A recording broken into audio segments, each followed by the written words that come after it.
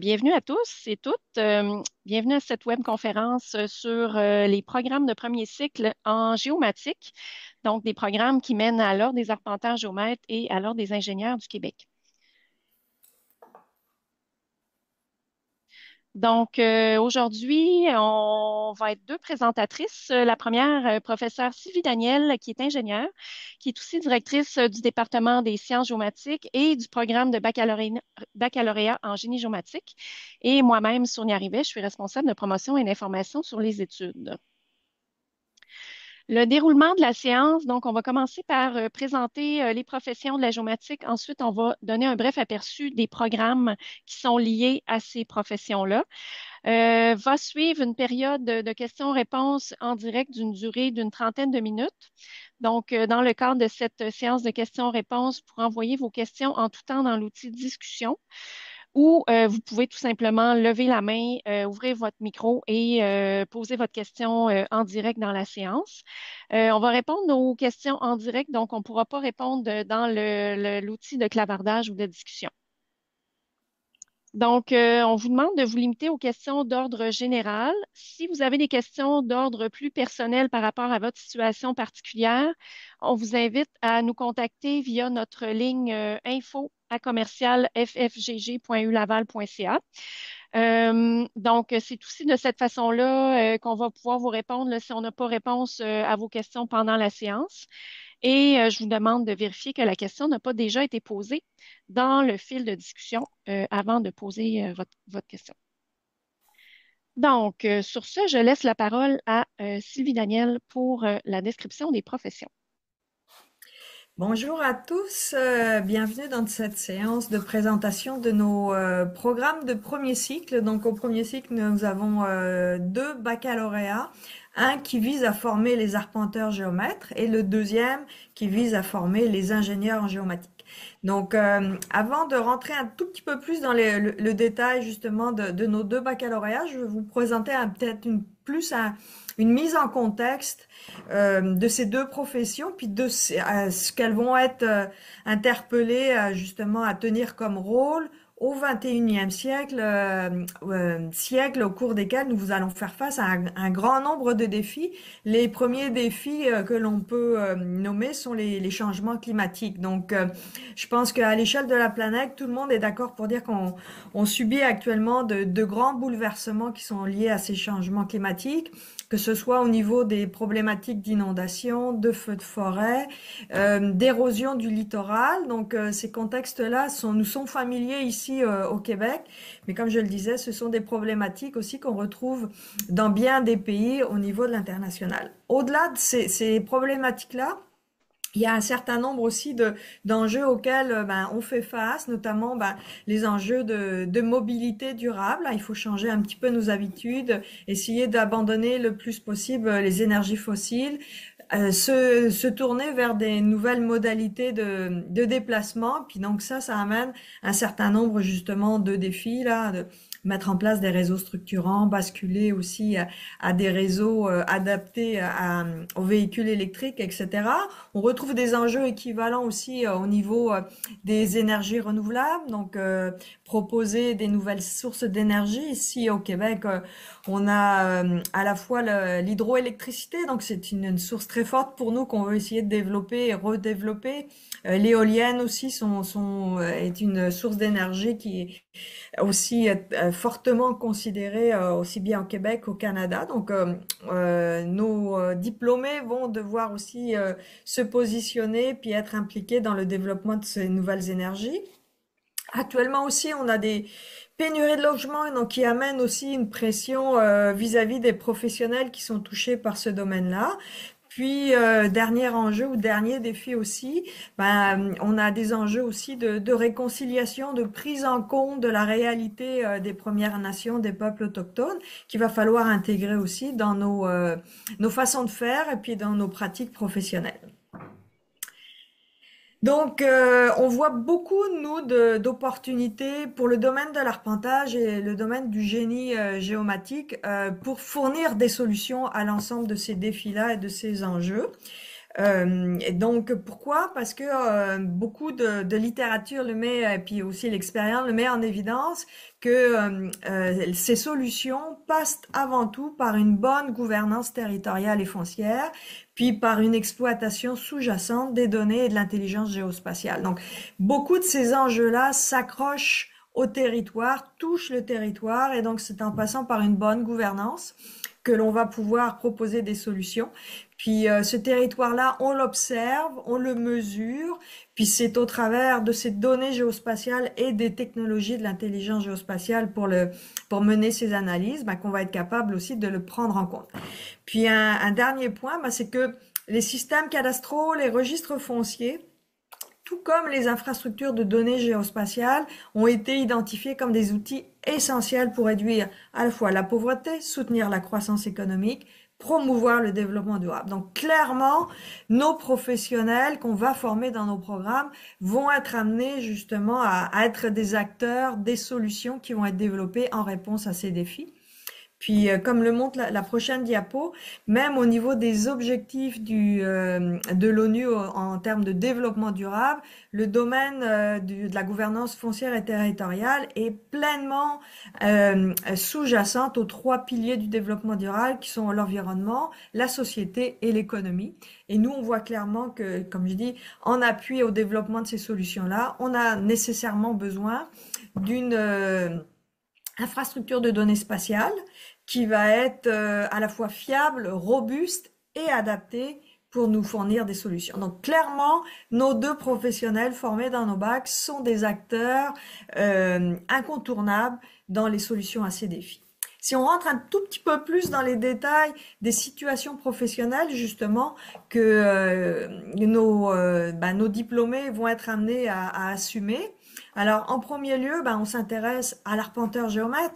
L'arpenteur géomètre, c'est avant tout un officier public. Donc ça, c'est un rôle très très important qui lui est confié. Et donc il a une mission à la fois de service public et de représentation des intérêts privés.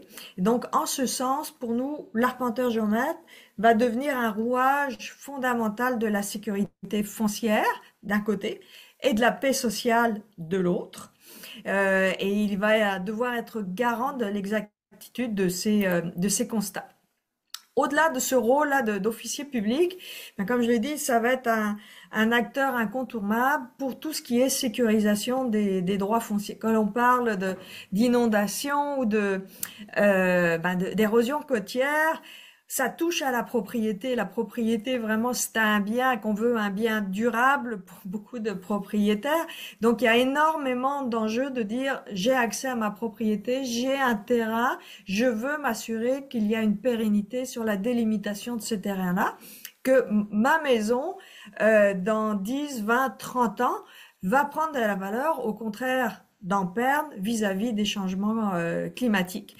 Et donc, c'est l'arpenteur géomètre qui va avoir ce rôle-là d'intervenir dans la sécurisation des droits fonciers, parce que c'est le seul professionnel qui mesure, localise, intègre, implante toutes les données géospatiales en lien avec les limites de propriété, les lignes foncières. Donc, quand il s'agit de déterminer où se situe la limite de ma propriété, c'est l'arpenteur géomètre qui va devoir le faire. S'il y a un litige à un moment donné vis-à-vis justement de dégâts causés par ces changements climatiques, c'est l'arpenteur géomètre qui va devoir poser un jugement et décider de qui doit intervenir pour apporter justement un soutien financier aux propriétaires. Donc ça, c'est des enjeux importants. Les autres enjeux aussi de sécurisation des droits fonciers que l'on voit, c'est en lien, comme je le disais, avec c'était plus sur la diapo précédente, mais avec, comme je dis, avec les enjeux, avec les communautés autochtones, puisque pour nous, ces communautés, elles interviennent sur des territoires où on va vouloir, par exemple, développer des nouvelles éoliennes. Donc, il faut comprendre aussi comment elles mesurent, elles délimitent le territoire. Donc, souvent, elles font usage à plus des cadastres coutumiers. Donc, là aussi, c'est l'arpenteur géomètre qui va être à même de jauger comment ce cadastre coutumier vient s'intégrer dans le cadastre usuel, habituel que on l'utilise, et donc d'harmoniser les deux. Au-delà de ces enjeux de sécurisation des droits fonciers, donc il y a toutes les situations professionnelles qu'on va retrouver aussi et qu'on connaît plus habituellement. Donc on peut passer à la diapo suivante. Donc on va retrouver tout ce qui va être lié justement au développement des habitations, donc nouvelles constructions aussi pour venir apporter des solutions à la pénurie de logements. Donc là aussi, beaucoup de sollicitations pour délivrer des certificats de localisation. Ce qu'on voit aussi, c'est que on va aller chercher des représentations ou des constructions qui vont nous permettre de densifier aussi l'habitat. Donc, immeuble à condo, immeuble à logement, ça va nous amener aussi à réfléchir beaucoup plus en termes de représentation du cadastre en 3D plutôt qu'en 2D. Au-delà aussi des condominiums, des immeubles à logement, on va développer aussi beaucoup tout ce qui est lotissement résidentiel. Vis-à-vis des changements climatiques, il va falloir le faire en ayant toujours en tête le développement durable. Donc ces enjeux-là de développement durable aussi vont être de plus en plus présents dans la pratique de l'arpenteur géomètre. Et finalement, au niveau des villes, des municipalités, ce sont des acteurs qui ont de plus en plus besoin d'avoir une connaissance de tous leurs actifs aussi présents dans la ville, les parcs, les patinoires ici au Québec, les routes, les panneaux de circulation.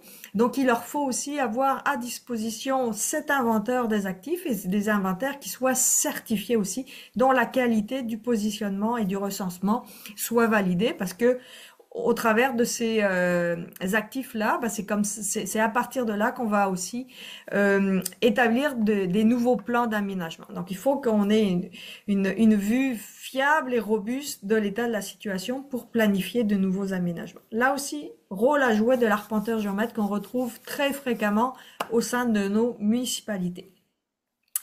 Si on se déplace maintenant du côté de l'ingénieur en génie géomatique, où est-ce que l'ingénieur va intervenir? Où est-ce qu'il va se positionner par rapport à l'arpenteur géomètre? On va avoir beaucoup de projets de développement, donc conception, développement. Puis vous avez un exemple ici que je vous ai proposé, le développement d'applications web de cartographie pour lutter contre les feux de forêt. Donc ici, c'est une réelle application web qui est proposée par la SOPFEU, donc la Société de protection des forêts contre le feu. Donc on a l'impression que ce genre de cartographie-là, c'est plus peut-être les informaticiens qui vont la développer. Si on regarde de manière un petit peu plus, on lève le voile et qu'est-ce qui se cache en dessous la création de telles applications. Donc, si on va à l'application, voilà. À la diapo suivante, on va se rendre compte qu'il y a énormément, finalement, de composantes qui interviennent et ces composantes-là relèvent du domaine du génie géomatique. En effet, déjà, la cartographie, elle a besoin d'assembler, d'intégrer un certain nombre de données géospatiales, de l'imagerie satellitaire, qui va faire qui nous permet d'avoir une observation quotidienne peut-être des feux actifs. Toute la cartographie aussi des espèces forestières présentes sur la zone du feu, pour savoir quel type d'espèce on est en présence. Est-ce que c'est une espèce qui est très inflammable ou non? On va avoir besoin aussi des routes, des chemins forestiers. Cette donnée-là, il faut l'intégrer pour savoir où intervenir, par quel chemin intervenir. Donc, toute l'intégration de la donnée géospatiale relève du domaine de la géomatique. Ensuite, il va falloir la structurer, cette donnée-là, parce qu'il faut qu'on soit capable de l'interroger de manière efficace. On est en présence de feux de forêt, il faut qu'on soit efficace. Donc, tout ce qui va être conception de bases de données géospatiales relève aussi de l'ingénierie en génie géomatique. Une fois que la base de données est construite, comme je dis, il faut pousser cette information-là pour qu'elle soit accessible. Il faut qu'elle soit accessible à ceux qui en ont besoin, aux acteurs qui sont présents au bureau pour suivre les feux de forêt, mais aussi aux intervenants sur le terrain. Donc, il nous faut créer des serveurs cartographiques qui vont pousser la donnée, qu'elle soit accessible localement ou à distance, donc accessible le plus souvent par le web. Donc là aussi, il faut que nos serveurs cartographiques sachent manipuler cette donnée géospatiale. Et puis finalement, il faut proposer des interfaces web cartographiques qui soient adaptées aussi à la plateforme qu'on utilise. Un téléphone portable, une tablette. Donc, si je suis sur le terrain, je vais utiliser mon téléphone. Il faut que le rendu de mon application web, elle soit adaptée à mon téléphone. Il faut qu'elle soit aussi, qu'elle me propose des visualisations qui soient efficaces, adaptées à l'interface de mon téléphone. Tout ça, ben, c'est l'ingénieur en génie géomatique qui a la connaissance de comment transformer ma donnée pour qu'elle soit toujours robuste, valable, mais adaptée à la plateforme de l'usager. Donc on voit ici que toutes ces composantes relèvent réellement du domaine géomatique et non pas uniquement du domaine informatique. Si on pousse un tout petit peu plus loin aussi ce que l'ingénieur en génie géomatique va être amené à faire, on se rend compte aussi qu'il va y avoir beaucoup de données à référence spatiale qui vont être accessibles sur le territoire. On parle beaucoup d'objets connectés. Ces objets ont souvent une donnée géospatiale associée. Donc, un gros volume de données à référence spatiale qui doit être traité. Donc là, tout de suite, on tombe dans le registre de la donnée massive. Aussi, ces données-là, très souvent, pour aller chercher de la puissance de calcul, elles vont être traitées au niveau de l'info nuagique. Donc, au niveau de l'info nuagique, là aussi, il faut développer nos technologies. C'est pas la même chose de traiter la donnée sur mon ordinateur au bureau versus à distance au travers de l'info nuagique. Là aussi, c'est la compétence de l'ingénieur en génie géomatique qui est interpellée. Au-delà de ça, on tombe aussi de tous les enjeux, justement, des municipalités, des villes. Hein, c'est quand même là où se situe le plus grand de la population mondiale dans les villes. Donc, on développe les villes. Il faut proposer des visualisations de ces villes-là qui soient efficaces et qui soient aussi capables de nous pousser de la donnée, des flux de données dynamiques. Donc là, on tombe dans tout ce qui va être maquette 3D, ce qu'on appelle le jumeau numérique de ville. Le jumeau numérique de ville, c'est comme on pousse vraiment la représentation cartographique de la deuxième dimension à la troisième dimension. On intègre aussi des flux de données au travers de cette maquette-là, le trafic urbain. Et puis, on va vouloir aussi prendre en compte justement les routes, les ouvrages routiers. On s'attache ici à un ouvrage qui dépend de l'ingénierie. On doit forcément faire appel à un ingénieur en génie géomatique. Puis le dernier volet qui est extrêmement en développement, vous en avez probablement tous entendu parler, c'est l'intelligence artificielle. Là aussi, l'ingénieur en génie géomatique est interpellé parce que la donnée à référence spatiale, cette coordonnée-là, c'est pas quelques chiffres qui sont identiques aux autres chiffres. Il faut savoir la manipuler, la transmettre au travers des réseaux de neurones profonds, de telle manière qu'on va la conserver, son intégrité va être conservée au travers des manipulations dans les réseaux de neurones et les réseaux d'apprentissage. Donc, celui qui est en mesure de comprendre l'impact de cette référence spatiale, c'est l'ingénieur en génie géomatique. Donc, c'est pas forcément les informaticiens, les gens les scientifiques de données qui savent comment bien manipuler cette donnée-là. Il faut qu'ils fassent appel aussi à un expert de la référence spatiale, l'ingénieur en génie géomatique. Alors là, on a le paysage complet, les défis à relever, nos solutions passent par nos professionnels, les situations professionnelles que nos diplômés vont possiblement rencontrer dans les années à venir. Donc, si on creuse un tout petit peu plus loin, qu'est-ce qu'on retrouve au sein de nos programmes en sciences géomatiques qui forment les arpenteurs géomètres et en génie géomatique qui forment les ingénieurs? Donc, on va commencer par les arpenteurs géomètres et les ingénieurs qui ont ce socle commun en termes de matière enseignée. Donc, on s'intéresse à la forme de la Terre, hein, la géodésie, la référence spatiale, c'est forcément la forme de la Terre qui intervient. Donc, on va avoir des cours en géodésie, des cours en cartographie. Hein, on passe beaucoup par la cartographie pour présenter nos résultats. Un petit peu de mathématiques au travers de tout ça parce que ça reste un mal nécessaire pour ce qu'on fait. Puis d'autres cours aussi qui vont s'intéresser plus à la projection cartographique, au système à référence spatiale. Donc, former vraiment nos professionnels à être à l'aise, à passer d'un système de référence à un autre, à savoir quels sont les impacts, justement, de passer d'une représentation cartographique d'un système à un autre. Un autre aspect du socle commun, c'est tout ce qui est acquisition de données. Donc, aussi bien les étudiants qui vont aller du côté sciences géomatiques que ceux qui vont aller du côté génie géomatique vont être amenés à être familier avec l'acquisition de données. On parle ici d'imagerie satellitaire, la télédétection, imagerie drone, imagerie aéroportée avec de la photogrammétrie. On va aller aussi du côté de l'acquisition de données LIDAR, là, ce qui est très très populaire. On peut l'avoir aussi bien sur des véhicules qui roulent sur la route que sur des drones maintenant. Puis on va faire aussi l'acquisition terrain, la station totale, récepteur GNSS. Donc tout ce volet-là d'acquisition de données est commun à nos deux programmes. Puis après ça se sépare. Ceux qui vont partir plus dans le volet sciences géomatiques vont avoir une formation autour de 5 compétences qui sont liées à l'arpenteur géomètre. Donc, première compétence, mesurer, positionner, modéliser et représenter l'espace. Deuxième, construire une opinion professionnelle. Comme je l'ai dit, l'arpenteur géomètre, c'est un officier public. Il faut qu'il soit en mesure de se construire une opinion professionnelle et de la défendre. Donc ça c'est une des compétences fortes du programme. Et puis après ça, on est un tout petit peu plus sur le savoir-être, gérer le travail, collaborer efficacement, communiquer efficacement, agir avec éthique et professionnalisme.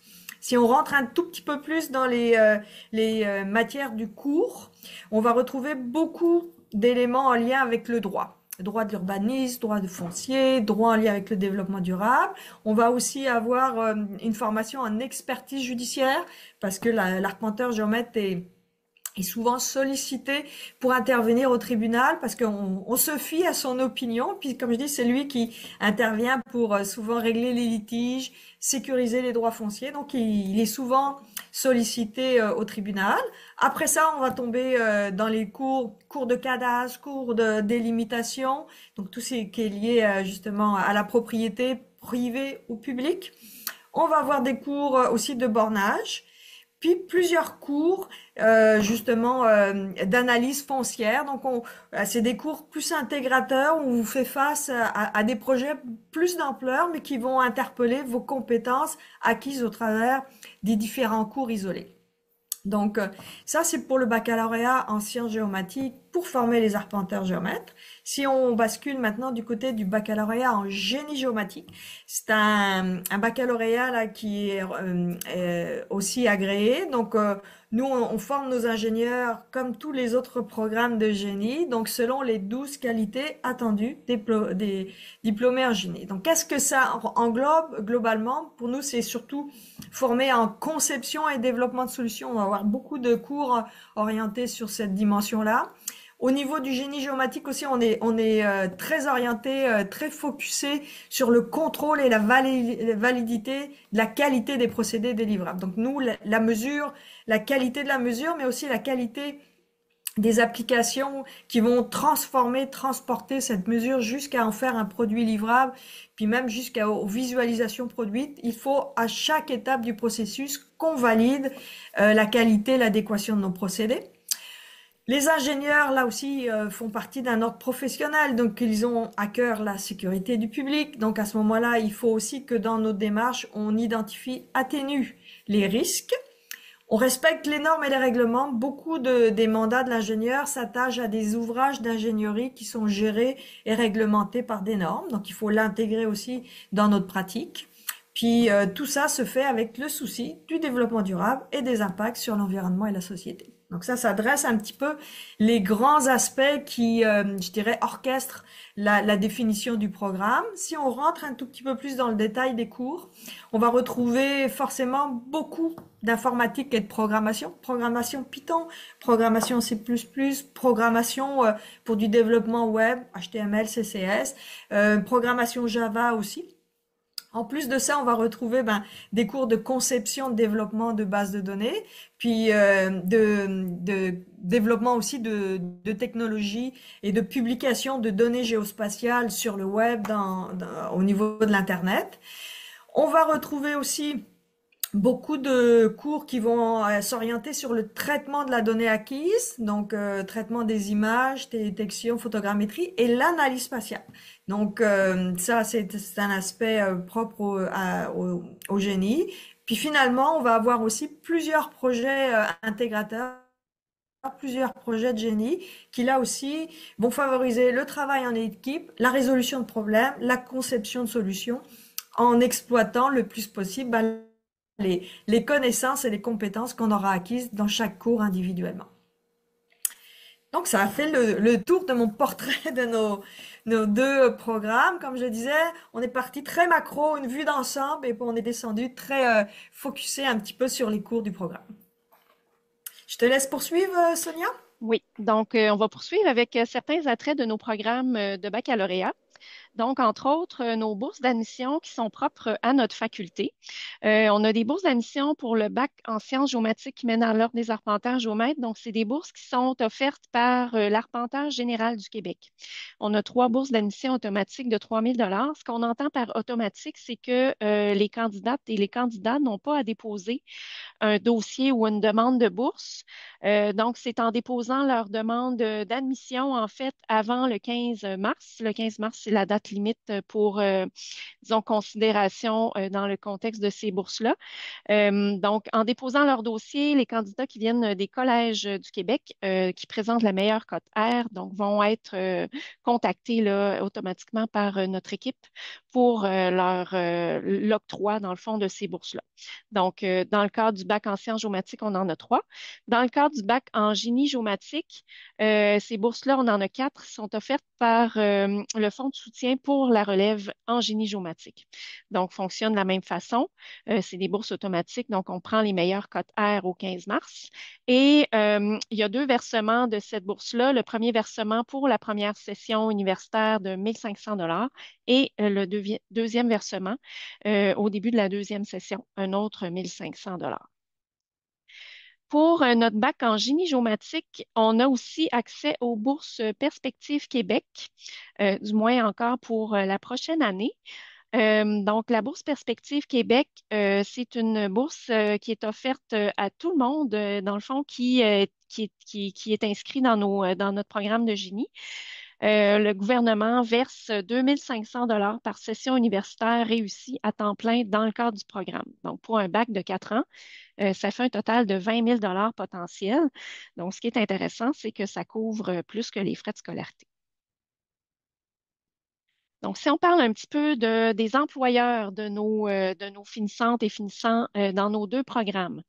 Donc, dans le cadre du bac en sciences géomatiques, les employeurs, disons, principaux d'arpenteurs géomètres, ben, c'est des firmes privées d'arpenteurs géomètres, à 60 environ des arpenteurs géomètres au Québec. Ensuite, on a les ministères à vocation territoriale. Donc, ça, c'est autant pour les arpenteurs géomètres que les ingénieurs en géomatique. Donc, le ministère des Ressources naturelles et des Forêts, ministère des Transports, ministère de l'Environnement, donc ministère de la Sécurité publique aussi.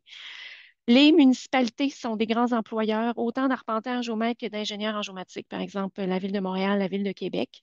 Les sociétés d'infrastructure comme Hydro-Québec, toutes les compagnies d'utilité publique en télécommunications, par exemple, Énergir, etc. Il y a aussi des firmes spécialisées en géomatique, donc qui se spécialisent en services conseil là, au niveau de la géomatique. On travaille aussi pour des firmes de génie conseil, par exemple WSP, les grosses firmes mondiales en fait. Des entités comme la Banque mondiale emploient des arpenteurs géomètres, même le Cirque du Soleil, la Sûreté du Québec emploie des professionnels de la géomatique, donc le Cirque du Soleil, entre autres, pour mesurer l'emplacement des chapiteaux pour être certain que c'est très stable pour les acrobates. Donc, Sûreté du Québec, par exemple, pour la prise de vue laser de scènes de crime, entre autres. Donc, il y a vraiment une grande pénurie de main-d'œuvre présentement en géomatique, autant du côté des arpenteurs géomètres que des ingénieurs en géomatique. Donc, c'est vraiment des domaines qui sont très, très, très en demande. Dans le cadre des stages, en fait, il y a beaucoup plus d'offres de stages disponibles à chaque année que d'étudiantes et d'étudiants pour remplir ces offres-là. Et la même chose pour les offres d'emploi à la fin du programme. Donc, souvent, les finissantes et finissants là, ont plusieurs offres sur la table, parmi lesquelles ils peuvent choisir. Donc là, si ça vous convient, je vais arrêter le partage d'écran et on va être rendu à la période de questions. Donc, si vous avez des questions, je vous invite à ouvrir votre micro et tout simplement lever la main, puis on va aborder toutes vos questions. Donc, je vois que pour l'instant, on n'a pas de questions dans le fil de discussion. Oui, donc Monsieur Ossine Carab. Allô, bonjour, vous Bonjour. m'entendez? Oui, très bien. Ma question pour le programme de baccalauréat en sciences géomatiques, quel est le meilleur, à temps plein ou à temps partiel? Je vous dirais qu'à temps plein, pourquoi? Parce que c'est un programme qui a une durée de 4 ans à temps plein. Donc, Oui. déjà 4 ans, c'est quand même une certaine durée. Donc, si vous le faites à temps partiel, ça va être encore plus long, là. Donc, en général, je vous dirais que la grande majorité des étudiantes et étudiants le font à temps plein. Et Ça c'est laisse quatre quand ans? même ces 4 ans, donc les sessions d'automne et d'hiver. Donc, nous, ici, à l'Université Laval, on fonctionne avec 3 sessions en cours d'année. La session d'automne de septembre à décembre, la session d'hiver de janvier à avril et la session d'été de mai au mois d'août. Et en général, il n'y a pas de cours pendant la session d'été. C'est une période qui est réservée aux stages. Donc, dans chacun de nos programmes, on Ok. a jusqu'à 3 stages possibles. Donc, dès la fin de la première année d'études, les étudiantes et les étudiants ont la possibilité de faire un stage qui est très bien rémunéré en général et qui est crédité. Donc, chacun des stages donne un crédit. Si vous faites les 3 stages recommandés, vous pouvez vous sauver d'un cours à option, disons, à la fin de votre parcours. Excusez-moi, Oui. euh, euh, une compagnie, est-ce que son travail peut compatibiliser comme un stage ou non? Ça serait à voir avec, on a une responsable au niveau de notre faculté qui s'occupe justement de trouver les stages et de faire approuver les stages. Donc, je vous dirais que oui, ça pourrait être possible. Il faudra juste à ce moment-là faire approuver le contenu de votre stage par cette personne-là là, qui travaille à notre faculté, mais pour le service de développement professionnel. Ok. J'ai une autre question. Oui. Si j'ai des cours qui sont pareils, les mêmes que les cours de ce baccalauréat, est-ce qu'on peut faire des équivalences? Oui, c'est possible de demander des équivalences. Donc, une fois admis dans le programme, Oui. vous pouvez entamer la démarche. On a un catalogue disponible des équivalences ici à l'Université Laval. Donc, les cours qui ont déjà été évalués dans d'autres universités à travers le monde. Donc, c'est certain que si l'équivalence a été reconnue dans ce catalogue-là, elle va vous être reconnue aussi automatiquement. Maintenant, si vous avez des cours qui ne sont pas dans le catalogue, ce qui peut très bien arriver là aussi parce qu'on n'a pas évalué tous les cours disponibles, si vous avez des cours qui ne sont pas dans le catalogue des équivalences, mais que vous pensez que le contenu est très semblable à un cours du programme de, par exemple, Bac en sciences géomatiques, il s'agit de contacter la conseillère à la gestion des études avec un espèce de tableau qui montre le contenu des cours que vous jugez équivalents. Puis à ce moment-là, il y a une analyse qui est faite et un résultat qui vous est fourni. Donc, tout Est-ce ça, que le c'est, résultat, oui, excusez-moi, le résultat se donne avant le commencement des cours ou après? avant. Avant, ok. Oui. Et ce catalogue-là, il existe sur le site web ou non? Oui, c'est ça. Ce que je pourrais faire, c'est que je pourrais, si vous me donnez la permission, vous recontacter Oui. par courriel Ok, suite à la présentation avec le lien vers le catalogue et la démarche aussi pour faire ok, reconnaître ok, des cours que vous auriez suivis ailleurs. ok, ça marche. Merci. Est-ce que, oui, Monsieur Tingpon Patrice Giscard, Alors, bonjour, madame. bonjour. Et moi, c'est Jika Adjako Soufat, je suis physicien. J'ai fini la licence à l'université d'Abomey-Calavi et je compte continuer une maîtrise de spécialisation au sein de votre département de géographie. Donc, c'est une opportunité pour moi de participer à ce mix. Donc, ma question elle est celle-ci. Vous avez présenté 2 opportunités concernant euh, l'apprentissage en géomatique et puis l'ingénierie en géomatique. Maintenant, j'aimerais savoir, quelqu'un qui a déjà la licence depuis son pays, est-ce qu'il a la possibilité de continuer directement à mettre de recherche ou bien il doit partir de base par un système de baccalauréat afin d'aboutir à sa maîtrise? Ça, c'est ma première question. OK. Donc, si vous avez déjà une licence dans le domaine, vous pouvez directement faire une demande d'admission dans nos programmes de maîtrise, effectivement. On en a deux au département. Une maîtrise qu'on appelle de type professionnel. Donc, c'est la maîtrise en sciences géomatiques appliquées. Donc, cette maîtrise-là va être basée sur des cours et un projet d'intervention qui dure l'équivalent d'une session universitaire à la fin du parcours. On a aussi une maîtrise avec mémoire, donc de type recherche, dans laquelle vous développez, dans le fond, un projet qui fait avancer les connaissances dans le domaine avec un professeur ou un professeur du département. Donc, pour ce type de maîtrise-là, la maîtrise avec mémoire, vous devez avoir identifié un professeur ou une professeure qui va accepter de vous diriger, là, dans le fond, diriger vos travaux avant de faire la demande d'admission. Donc, c'est la condition. D'accord. Bon, sinon, pour le moment, j'ai entamé la démarche de recherche de direction de mémoire. Mais pour le moment, les courriels que j'ai envoyés, je n'ai pas encore reçu de retour. Donc, pour le moment, ça, c'est ça qui me bloque actuellement par rapport à ma demande d'admission. Sinon, j'ai consulté les paramètres de choix de sujet et de recherche de direction de mémoire. Donc, j'ai vu Madame la professeure Gabriela euh, qui avait travaillé sur les questions de l'eau en rapport avec la géométrie. Donc, ce sujet m'a beaucoup intéressé. Donc, j'ai fait une proposition de recherche que je lui ai soumise, mais bon, jusqu'à présent, je n'ai pas encore eu de retour. Donc, j'aimerais savoir s'il y a d'autres alternatives pour aboutir à cette maîtrise de recherche avec mémoire là, parce que c'est celle-là qui m'intéresse beaucoup, en fait. Oui, mais en fait, la clé, c'est vraiment de contacter les profs qui travaillent dans un domaine qui vous intéresse, qui sont en lien avec votre bagage personnel de formation. Maintenant, c'est certain que bon, les profs sont très occupés, donc ça se peut qu'ils répondent pas tout de suite, tout de suite. Et la clé, c'est vraiment aussi de voir ça un peu comme si vous vous vendiez, entre guillemets. Donc, il faut transmettre vos relevés de notes, une lettre de motivation qui explique pourquoi vous voulez travailler avec ce professeur ou cette professeure-là. Il faut transmettre aussi euh, votre curriculum vitae là, pour que le professeur ou la professeure voit un peu votre cheminement. Puis à ce moment-là, ben, c'est vraiment la démarche qu'on recommande.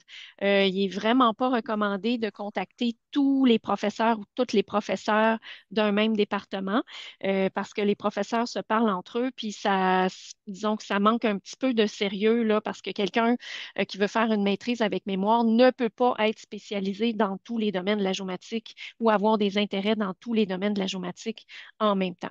Donc, la démarche, c'est vraiment de contacter un professeur ou une professeure à la fois en expliquant ben, pourquoi vous êtes intéressé à faire la maîtrise avec mémoire avec cette personne-là et de pouvoir en discuter. Donc, de prendre rendez-vous avec cette personne-là. D'accord. Et dans ce cas, c'est des cours à temps partiel ou bien à temps plein En pour général, la c'est maîtrise du avec. temps plein. C'est du temps plein pour nos programmes de formation, particulièrement pour les personnes qui viennent de l'international. Donc, je pense que c'est un requis, en fait, pour les questions de permis d'études et d'immigration, d'étudier à temps plein, du moins pour les sessions d'automne et d'hiver. Je pense que c'est maintenant un petit peu différent pour les sessions d'été, mais non, c'est vraiment important là, de suivre les recommandations du permis d'études à ce niveau-là. Pour ceux qui veulent travailler, c'est possible de travailler un petit peu à temps partiel. Il y a différents emplois qui sont disponibles directement au département, par exemple, pour faire la correction d'examen, pour aider dans les cours. On appelle ça des auxiliaires d'enseignement. Il y a moyen aussi d'être auxiliaire de recherche pour différents professeurs, pas nécessairement pour le professeur ou la professeure avec qui vous faites vos études. Donc, il y a différentes possibilités. Donc, à ce moment-là, c'est de voir ce qui existe là une fois sur place. Il y a aussi des emplois qui sont disponibles à l'extérieur du campus de l'Université Laval dans différents domaines, là. Ça, il n'y a pas de souci. Bien vu. Actuellement, j'ai contacté une seule professeure. Donc là, j'attends sa réponse. Si elle ne répond pas, je peux contacter une autre personne. Oui, oui. La durée de relance serait de combien de temps environ, vu que déjà en mars, il y aura la clôture des admissions. Et je peux attendre pendant combien de temps comme ça avant de m'intéresser encore à une autre personne, Ben, à un autre. peut-être laisser 2 ou 3 semaines là, de réponse, puis ensuite passer à une autre personne. D'accord, merci beaucoup. Bienvenue. Tout à l'heure. Ouais. Oui, allez-y. Vas-y, allô? Oui, je vous écoute, Monsieur Houssine. Est-ce pour la demande d'admission au bac sciences géomatiques, est-ce qu'il y a une limite d'âge? Une limite d'âge, non. Non, ok, Il n'y a pas de limite d'âge dans aucun de nos programmes. ok, super. Oui, Monsieur Bengali. Moi, je suis au Mali. Bon, j'enseigne en On vous entend mathématiques. pas très bien, monsieur. Est-ce que vous pouvez... Je suis au Mali. Oui, Voilà, bon, je fais déjà l'enseignement dans ce cadre-là à l'université de ma ville. Mais moi, j'ai compris certaines situations par rapport à la bourse de travail. Je vois que la plupart des que vous avez voilà, présenté, ça concerne le bourse interne. Je ne sais pas si m'en parlez, hein. Vous l'entendez déjà? on vous entend vraiment pas très bien pour votre question. Pouvez-vous la saisir dans le clavardage? Donc, merci. Donc, voilà, je suis vraiment content de cette formation. Mais malheureusement, au Mali, chez nous, bon, souvent, il y a plus de géographiens et de vous n'entendez pas? On n'entend vraiment pas bien. Désolé. Ok. Mais je vais le mettre dans le chat. Oui, bonne idée. Puis on pourra revenir à votre question par la suite. Donc, en attendant, est-ce qu'il y a d'autres questions? Euh, Juste Oui, pour allez-y. savoir, c'est le type de matériel d'arpentage que l'université possède. Le type de matériel d'arpentage que l'université possède. On a quand même un laboratoire bien équipé. On a plusieurs stations totales de modèles récents. On en a deux, entre autres, modèles robotisés de Leica, qui sont aussi ce qu'on appelle des multistations, donc qui font du scan aussi. On a plusieurs récepteurs GNSS, si je me trompe pas, c'est des R12.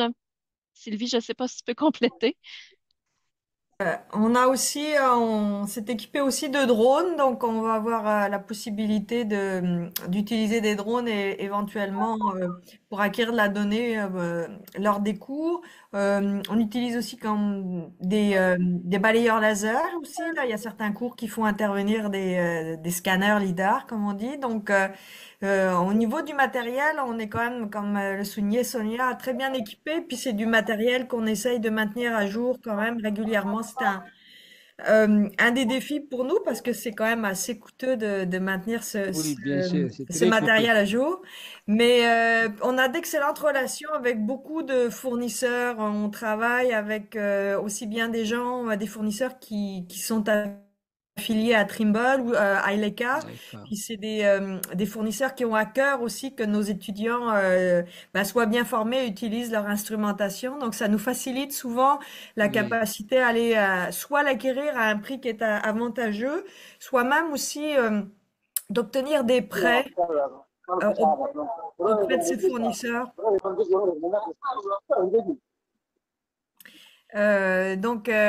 C'est pas rare aussi justement qu'on puisse profiter un petit peu de certaines nouveautés pour les avoir en prêt, pour les montrer à nos étudiants.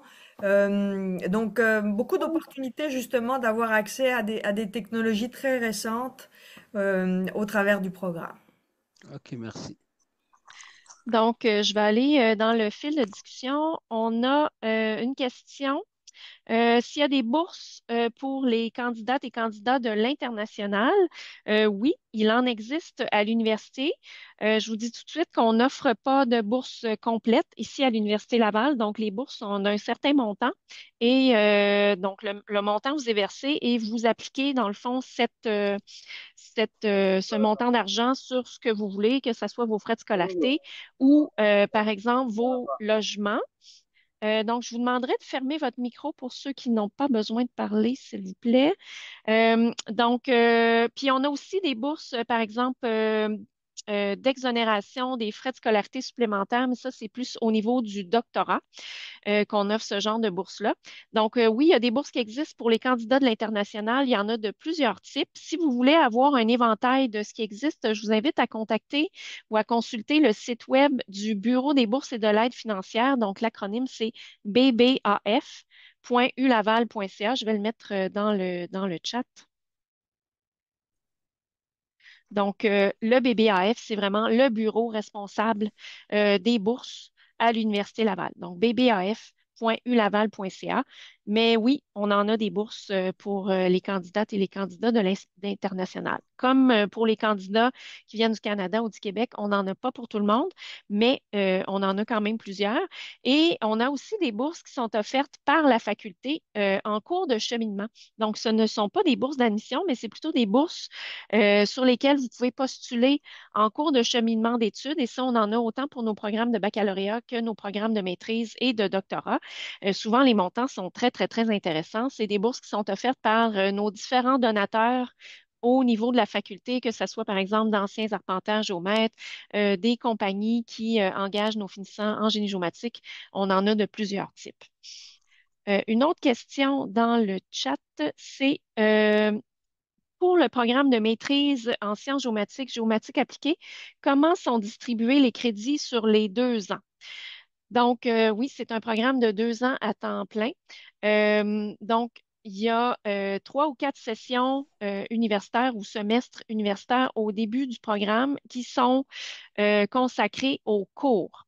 Donc, une session typique de maîtrise comporte 4 ou 5 cours différents et ces cours-là durent 15 semaines.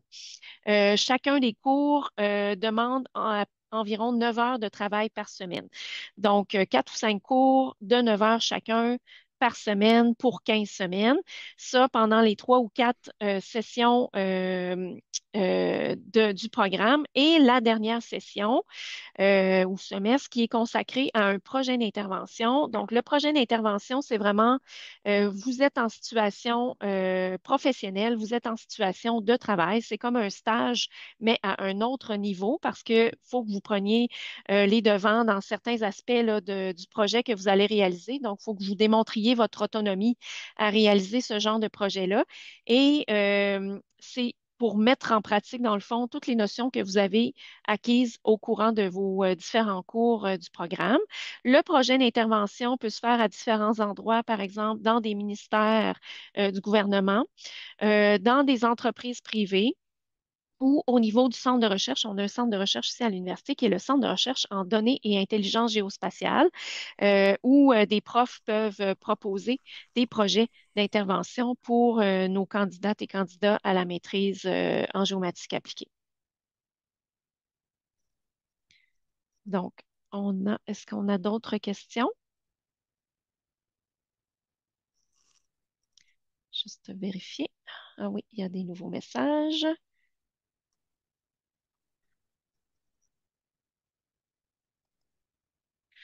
Si on a des opportunités de stage pour les enseignants, ça, en fait, ça serait plus au niveau de ce qu'on appelle des chercheurs visiteurs.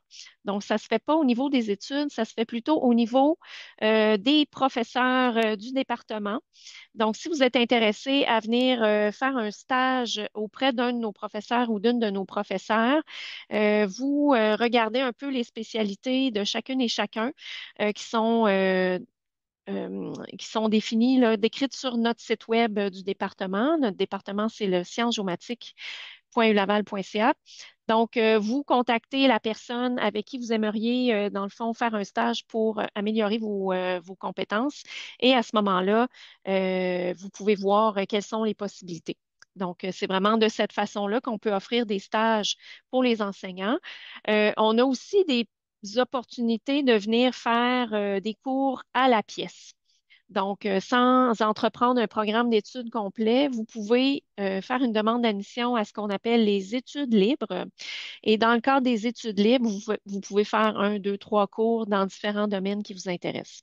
Donc, ça peut être considéré comme une espèce de formation continue dans votre contexte. Je ne sais pas si Sylvie, tu voulais ajouter sur cette réponse. Non, on t'entend pas. Oui, c'est bien correct. Là, je pense que tu as bien répondu à la question. Donc, je pense que pour l'instant, on a toutes les questions. Oui, Monsieur Tingpon, allez-y. Merci beaucoup, madame. Ma question concerne toujours la maîtrise de spécialisation avec mémoire. Euh, En tant que candidat international, est-ce que nous aurons aussi les mêmes privilèges que les candidats canadiens, les bourses et les avantages que les autres, ou bien nous devons mobiliser les fonds d'études nous-mêmes et de pour faire cette spécialisation-là? Oui, vous avez une fois admis dans le programme, vous avez tous les mêmes avantages que les autres types de candidats, là, ceux qui viennent du Québec ou du Canada. Ça, il n'y a aucune différence. En fait, une fois que vous êtes admis et inscrit dans les cours, vous profitez de tous les mêmes avantages. Entre autres, vous avez accès au réseau de transport en commun avec un laissez-passer universel qu'on appelle. Vous avez accès à la bibliothèque, au centre des sports, etc., etc. Et vous avez les mêmes accès aux différents professeurs. Ce qui est intéressant au département des sciences géomatiques, c'est que euh, c'est quand même un département où les professeurs sont très accessibles. Donc, vous pouvez, par exemple, prendre rendez-vous, aller discuter avec les professeurs là, très facilement. Donc, oui, vous avez accès à tous les mêmes avantages, privilèges que les autres candidats là, sans problème. D'accord. Merci beaucoup, madame. Bienvenue. Est-ce qu'il y a d'autres questions? OK. Donc, si vous avez des questions et que vous n'arrivez pas à les poser, Monsieur Youssouf Barry, vous pouvez ouvrir votre micro.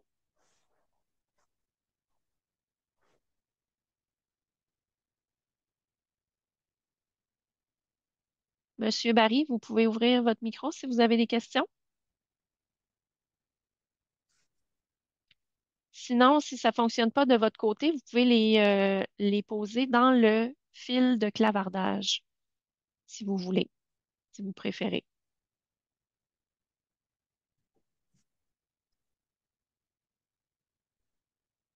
OK. Je pense que monsieur. Oui, OK.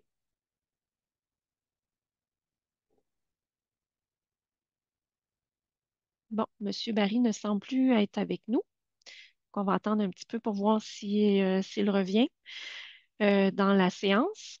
Donc, est-ce que vous avez d'autres questions? Il reste encore quelques minutes. Sinon, si vous avez, est-il possible de sortir pour nous les étudiants internationaux ingénieurs de l'Ordre du Québec? Oui, bien sûr. Vous pouvez faire les démarches pour devenir membre de l'Ordre des ingénieurs du Québec suite à vos études, tout comme les candidats qui viennent d'ici. Là, ça va être le même processus exactement. Sylvie, je ne C'est sais ça, pas j'ai si tu veux rajouté. ajouter. Oui. Oui, absolument. C'est ça, notre programme, nous, est un programme reconnu par Ingénieurs Canada. Donc, c'est un programme qui est agréé pour former des ingénieurs. Tous nos diplômés qui sortent du programme ont le statut de candidat à la profession d'ingénieur, CPI. Et donc, par la suite, il y a un délai, un petit peu de formation pour ces étudiants-là pour acquérir leur statut d'ingénieur en étant dans la pratique, vraiment.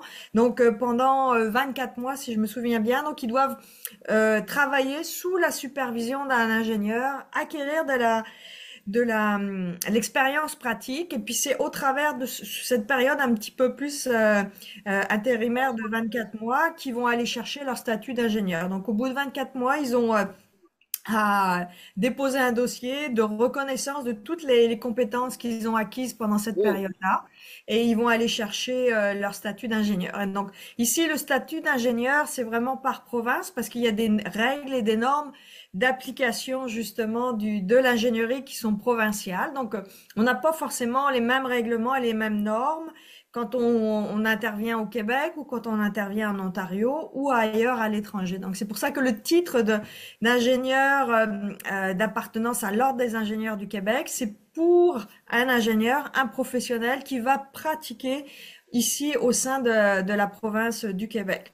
Vous pouvez aussi très bien diplômé de nos programmes et ensuite aller accéder à un ordre professionnel dans d'autres provinces canadiennes. Donc, ce sera toujours un problème, un processus justement d'aller chercher de l'expérience sous la supervision d'un ingénieur qui pratique déjà dans cette province-là.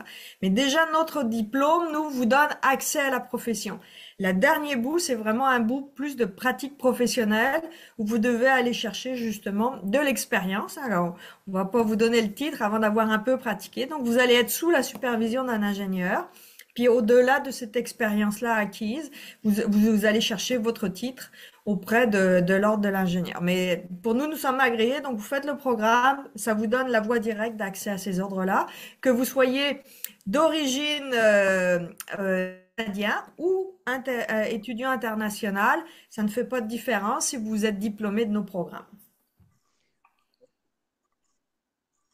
Oui, d'autres questions? Excusez-moi, c'est Oui, dans ce même contexte pour être membre de l'Ordre des arpenteurs géomètres. oui. Euh, C'est est-ce que légèrement différent, mais c'est à peu près le même principe. Pour être arpenteur géomètre de l'Ordre des arpenteurs géomètres du Québec, le seul processus de formation, c'est de passer par notre programme de baccalauréat. Donc ici, vous faites toute la formation justement dans le programme de baccalauréat, puis vous devez passer un examen d'accès à l'Ordre des arpenteurs géomètres du Québec. Seul notre programme vous autorise à passer cet examen-là. Et donc ensuite, une fois que vous êtes admis à l'ordre, vous avez, je pense, c'est une année de stage, je pense pareil, sous la supervision d'un arpenteur géomètre, là, toujours pareil, pour vous donner les bons conseils, est-ce- finaliser votre formation. excusez-moi, est-ce que pendant ce stage, on peut signer des minutes ou non? Non, Non. vous ne pouvez pas signer de minute. Il faut que vous soyez un arpenteur géomètre reconnu. La même chose pour les ingénieurs. Vous êtes candidat à la profession d'ingénieur. Donc vous êtes encore, c'est le statut de dire vous êtes encore en formation. Quand on va avoir Ok. considéré que vous avez fait votre temps, là vous êtes autonome. Puis là, vous pouvez signer autant comme un arpenteur géomètre que pour un ingénieur. Mais il y a un peu de pratique à acquérir. C'est un petit peu comme la conduite, hein. Vous passez vos examens théoriques, puis après vous faites de la conduite. C'est la même chose pour un ingénieur ou un arpenteur géomètre. Car moi, en fait, je travaille maintenant et je voulais faire ce programme-là pour devenir arpenteur et signer. Je voudrais créer mon propre bureau d'arpentage. C'est ça Oui, Mais il l'objectif. faut faire le temps, là. Je veux dire, le temps est Oui. parti, là, malheureusement. Oui. Surtout si vous voulez pratiquer. Ici, on vous donne un accès à l'Ordre des arpenteurs géomètres du Québec. Il y a tout un enjeu professionnel d'application, justement, des lois propres au Québec qui doivent être acquises et maîtrisées. Puis c'est ça qu'on valide aussi pendant cette période-là. Ok, merci. bienvenue. Monsieur Tingpon, Patrice Giscard, vous avez une question? Bon, en fait, euh, excusez-moi, la question m'avait échappé en fait. Ça concerne les conditions d'accès à la maîtrise de recherche avec mémoire en fait. Quelles sont les conditions d'accès? Je voudrais un peu plus m'en renseigner pour savoir comment est-ce qu'il faut reconstituer mon dossier et relancer. Oui, dans le fond, les conditions d'admission sont de posséder premièrement un niveau, ce qu'on appelle ici baccalauréat, mais que vous appelez chez vous licence, dans un domaine qui est connexe au domaine des sciences géomatiques. Ensuite, la moyenne requise, c'est de 2,8 ou l'équivalent 2,8 sur 4,33. Donc, à ce moment-là, si vous remplissez ces conditions-là et que vous avez identifié un directeur ou une directrice de mémoire, vous avez tout ce qu'il faut là, pour être admis dans le programme. D'accord. Ok, merci beaucoup, madame. Bienvenue. Donc, je pense, comment se passent les stages à l'international? durant le programme de maîtrise. Mais en fait, il n'y a pas de stage à l'international durant le programme de maîtrise. Par contre, si vous voulez faire votre projet d'intervention dans le cadre du programme en géomatique appliquée, qui est notre maîtrise de type professionnel, c'est possible de le faire à l'international. Donc, il faut en discuter à ce moment-là avec la personne qui est identifiée comme votre conseillère ou votre conseiller pendant vos études. Et c'est possible. On en a qui ont réalisé leur projet d'intervention en France, par exemple, récemment. Donc, c'est possible de le faire. Par contre, on n'a pas de stage à l'international là, officiel dans nos programmes, autre que le programme, le projet d'intervention.